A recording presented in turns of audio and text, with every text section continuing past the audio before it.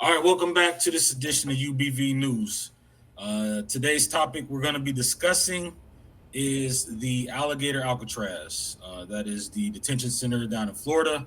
There's been a lot of controversy going on pertaining to the treatment of the inmates and just the overall setup of the facility and how things have been going since it's set up. So I want to hear from you, gentlemen. We'll start with you, Matt. What's your whole thought process on this whole Alligator Alcatraz situation? Well, I'm just gonna start with saying like this shit is crazy. You know what I'm saying? This stuff is crazy. This stuff is crazy, man. And the reason that they allowed this, so the facilities they say were so bad that they had to get like trucks just to remove like trash and like sewage, right? So they built it super fast, super crazy, man. It just sounds chaotic overall to me, man. I think that's the first thing that comes to mind is chaotic. Well, I'll tell you what I think. This is a classic Trump and Trump administration move. What they do is they have lights, they have cameras, and they do bad actions. And this is another example of that. $450 million a year to run this operation called Alligator Alcatraz, right? And it wasn't even well planned out. I mean, this is by a swamp area, and talk about drain the swamp, by the way, but no pun intended. But you see this thing here when Trump and his administration, they just do things for the lights and the camera and the action. This is what they do, man. And if anything we know is they want to keep the perception of things. They always want to control the narrative. And anytime you're always trying to control the narrative, that means you're not doing the work and you're not paying attention to the details. And a lot of details are missed on this situation. So I think it's just nothing for Trump and his administration. I think I forgot what's the director's name, Christine Nome, or whatever, the puppy Yeah, killer. yeah, yeah. You know, she always, I can't stand her, bro. She's always literally playing up to the cameras, and you like, okay, what about the female response? Like it's just so many different things, and I don't want to go on a rant on this because we're talking about this Alcatraz thing, but Yeah. this is just another classic example of lights, camera, and bad action. Yeah, it's funny you use that analogy, draining the swamp in swampland. Like you said, there was no thought process put behind this at all. Knowing the way Florida's set up and the infrastructure, you can't do anything. You couldn't expect something like this to go right. Not in Florida. It's a place where there's always rain. Like you said, there's tons of swampland. You see gators walking in people's yards. So what do you think is going to happen in a place where it gets a lot of rain, which is going to raise the water levels and potentially bring this area that's surrounded by alligators up on it, as far as that goes. It's just, like you said, just shooting off the whim and making random ass decisions without really thinking it through. There was no thought process put into this at all in terms of the infrastructure and what was going to be potential ramifications on getting it set up.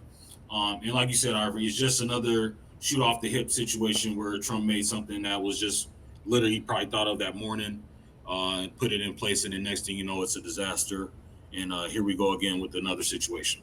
No, my I bet you. oh, go ahead. I want to say this real quick, man. I bet you any amount of money they were at the White House, probably eating Big Macs, sitting there talking junk, and probably say, you know what?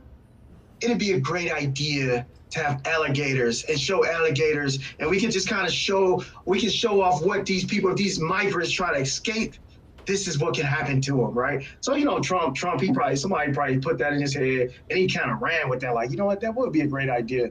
And then next thing you know, they're doing photo ops at Alcatraz, and then it's flooded a day later. So again, these people they're not thinking about you. Let's look behind that. Who's actually getting paid? The detention center, all those people that's getting part of that $450 million of your taxpayer money. My taxpayer money is going towards something that probably ain't even gonna last that long. But hey, everybody got their money. Trump got his photo ops. People got their drain the swamp thing. They got it's so many bad things here. And guess what? At the end of the day, we all gonna pay for it. No, my big thing is like something that really stood out to me in this New York Times article that talked about it, right? Talked about the chaotic early days of Alligator Alcatraz, right? And the thing that really talked to me looked like Lucas Gutentag, right? So he obviously under the Biden administration. Some people may try to disqualify him simply for that, but he says states are not permitted to create their own immigration detention center, and that's exactly what's happening in Florida. Where's the fucking outrage over this shit? right? Where's the fucking outrage that Florida did this, right? And this is how bad it is, man. If you look up, man, well, let me see. Let me look up the member of Congress, man, lawmakers, man. Okay, state senator. He went there. He said, man, they're better than the beds I have at home. Where's the fucking outrage? And this is the issue, bro. Even when you go back up and you see that the situation, states are not permitted to create their own immigration detention centers system. This is what the Trump administration did. They hollered at their boy. Uh, what's the governor's name in Florida? DeSantis. DeSantis, right? He hollered at DeSantis and said, "Hey, man, we want to build this detention center." Okay, cool. And what did they do, bro? They built it down in Florida, right? Typically, most of the time, they built this shit. They don't even build this shit on U.S. soil like that. They build this shit in Florida. Who's liable for this shit? Fucking the state of Florida. Who's liable for this shit? So when they start talking about state rights and giving it back to the states, what they're saying is that we want to give you liability. We keep the power. You know what I'm saying? We're going to give states the liability. We keep the fucking power. So what they're saying is that we still going to control shit, but we're going to give it over to the state. So if anything goes wrong, that's the state of Florida fucked up. DeSantis fucked up. When these motherfuckers escape, these alligators don't even eat people. So, so you know what I'm saying? So it's like, so now you take all these detainees from all across the country, put the motherfuckers in Florida. Some of them are criminals. I know some of them probably are. Some are innocent, obviously. And then you put the liability on the fucking states. Like Ivory said, the administration already got their photo ops. They good. You know what I'm saying? In their minds, it's closed. We did our photo op. We got everything we want. Now the real struggle of building the infrastructure, dealing with all the chaos is going to fall on the state of Florida. Any bad PR, they're going to blame the state of Florida. So congratulations. You allowed Trump to fuck you. Congratulations. You just got fucked by Trump. And that's exactly what he's going to do. And when they say state rights, that means I'm going to pass the liability over to you and keep the power for myself. Well, yeah, let me ask you this, Matt. Are you really surprised, though? Like, let's be honest. Let's take it off topic for a second. This tariff situation. I'm going to do these tariffs, and China's going to pay for them. The next thing you know, they're not. And the next thing you know, hey, Walmart, you need to, not raise your prices for the decisions that I make. He passes the ball on every time he does this. So it's the same situation, but just a different scenario. He makes these badass decisions, and then he wants other people to take the ramifications from him and be responsible for him. That's just kind of what he does. That's the standard Trump move. Yeah, but one part that we're missing in this whole thing is cruelty is the point. It's the point of this whole thing. And trust me, Trump, he just wanted his photo op. Daddy Trump just wanted his photo op, okay? He got his photo op. He out of there. He ain't thinking about this. It's the man next to the man next to the man. And this man is Stephen Miller. This guy is so diabolical. This guy probably get off on seeing alligators, like just some game show or something like that, where the migrants get away and the alligators eat them. It's just like, it's almost like the old school gladiators or something. So cruelty is a part of the process in this. They want those photo ops of seeing people with melanated skin getting eaten up by alligators, or even the thought of it. It's barbaric. It's just disgusting, man. Squid Game, the real life Squid Games. Exactly. No, I agree. You want to add something to that, Matt? Yeah, I mean, it is cruel. I mean, you only talk about that. Even the senator said, hey, let me see, what's the senator state rep? Let me go back to that. He said, let me see, go back to that part in the article, man. Who said that, man? The state senator. You know what I'm saying? I can't even pronounce his last name. Ingogluia. I probably said it wrong. He said that he described the bunk in the empty unit at the facility as better than my bed at home. Right? So it's like, come on, bro. You know what I'm saying? He's saying that, hey, I mean, like, bro, I didn't slept on air mattresses better than this, bro. This better than your bed at home, bro. For real? Seriously? So tell him to exchange it out. See what he says. And I'll say this too, to your point, Ice, is not only the cruelty, but the willingness to go along with the cruelty from everyone, right? And I think, like I said, the liability, all these things are going to be challenged. All these things, long after Trump is gone, like some people are going to get prosecuted, some, probably not most, right? And it's going to fall on them. The states are going to be left holding the bill. They're going to be stuck with all this shit. So, I mean, it's crazy. Yeah, man. I mean, like you said, there was never no structured plan in place for this whole situation. It was all off the cuff, all off the hip, and the fact that it's crumbling is not a shocker at all. This is what Trump does, though, and like you said, he took his pictures and he's gonna move on and just leave this for other people to clean up, because that's his mo and that's how he rolls, unfortunately. And this won't be the last decision that you'll see like this being made over the next couple years. Rest assured. So, Yeah, I would say one last point to that. I went to the military parade. And as you guys see, we covered the military parade. So if you haven't seen that, go back to our video. I went to the military parade and I was in DC.